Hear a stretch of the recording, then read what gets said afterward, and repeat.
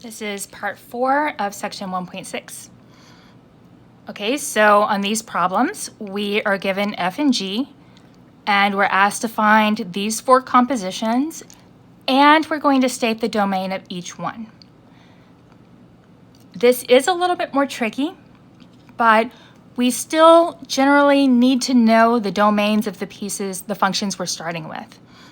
So if f of x is x minus 3, that's linear, so its domain is going to be all real numbers.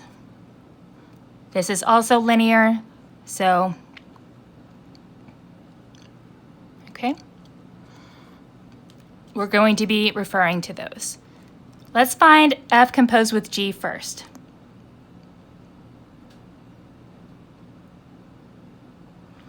So this is f of g of x.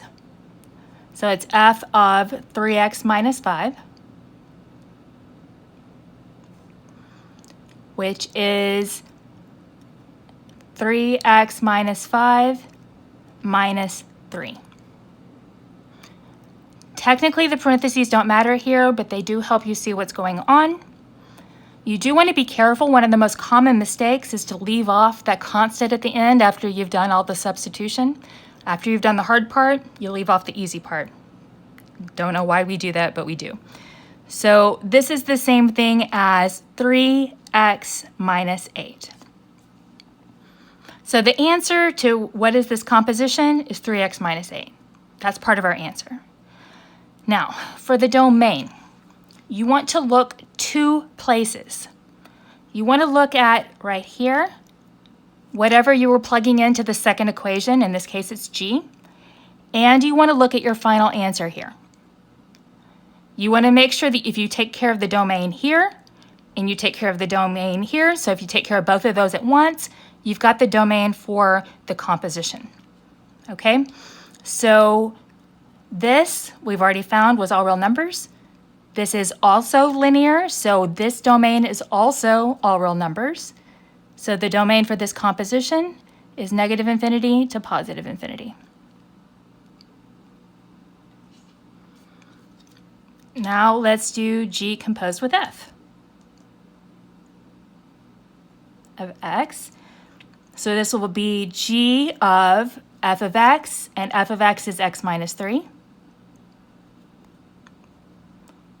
Now, plugging this in for x here, I have 3 times x minus 3 minus 5 from right there. So this would be 3x minus 9 minus 5. So the answer to the composition is 3x minus 14. And for the domain, again, we look at where we end up and at what we plugged in, and we take care of both. This was all real numbers. This is linear as well, so it is also all real numbers. So your domain is negative infinity to positive infinity. Now f composed with f of x.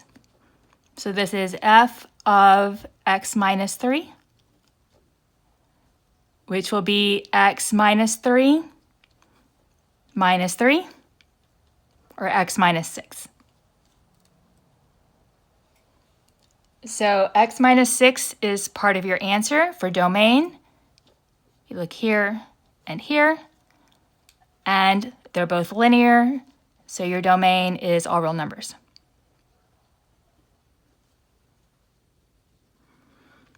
Now g composed with g. So this is g of 3x minus 5, which will be 3 times 3x minus 5 minus 5. 9x minus 15 minus 5, so 9x minus 20. Here and here, they are both linear. So the domain for all of these was all real numbers. And of course, that's not always going to happen. All right, let's look at this one. We want to do the same compositions, and we also want to find the domain again. So again, look right here. This has all real numbers. Quadratic has all real numbers for the domain. The square root of x, well, we know that our x has to be greater than or equal to 0. So the domain for this one will be bracket 0 to infinity. And so that means we're going to have to take this into consideration. So one more thing I want to remind you of, and it's a property. If I take the square root of x squared, I get the absolute value of x. And likewise, if you take the square root of x and then you square it, do you have to have the absolute value on that? No, because the square root of x is already a positive because you don't get negative answers. And then if you square it, it's even more positive, but you're not going to worry about that. But the square root of x squared is the absolute value of x. That's important. Okay? So let's find f composed with g. So of x. So this will be f of the square root of x. Okay.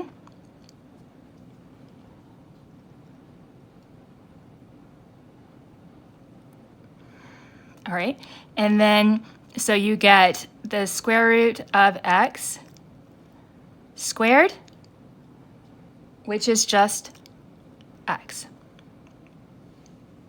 Okay, so let's look at the domain here. I need to look here and here. Sometimes what appears to be an issue, which is the square root of x, is going to appear to go away once we have finished the composition. But if you've used it, you still have to deal with the domain. Okay, so right here, the domain here is this is 0 to infinity with a bracket here. There are no new issues appearing for x, so we have 0 to infinity. Now, even if we really did want to worry about the absolute value, if I put the absolute value of x right here, well, it doesn't matter because all the numbers I'd be plugging in are positive. So if I did the absolute value of something that is always positive, that's redundant, and so we drop it. Okay, now let's do g composed with f of x. So this will be g of x squared, which is the square root of x squared, which is the absolute value of x. And that's because if I plug a negative number in right here, then I square it, it's positive, then I take the square root of a positive, I'm getting a positive answer out no matter what. I will never get a negative answer back.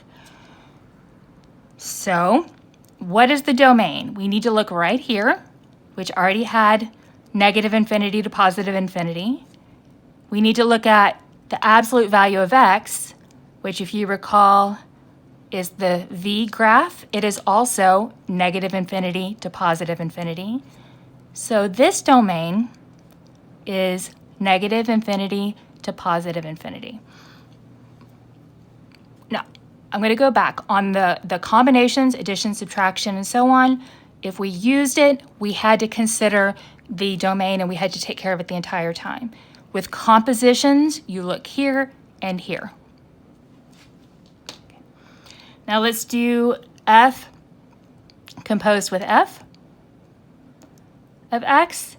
So this would be f of x squared, which would be x squared squared, x to the fourth.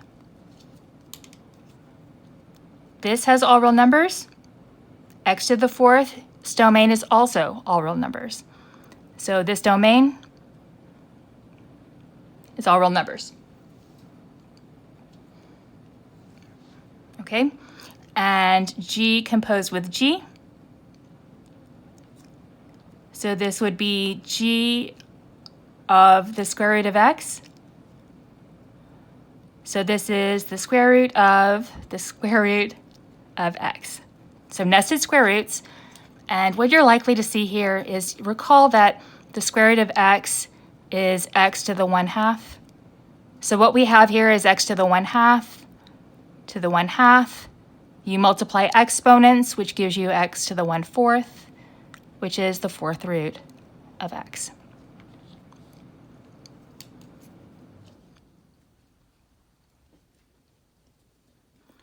Any even root, you cannot take an even root of a negative number, so the 4th root of x has the same restrictions on it that the square root of x does, which means that this and this both have the same domain, so it is your overall domain, which would be from 0 to infinity.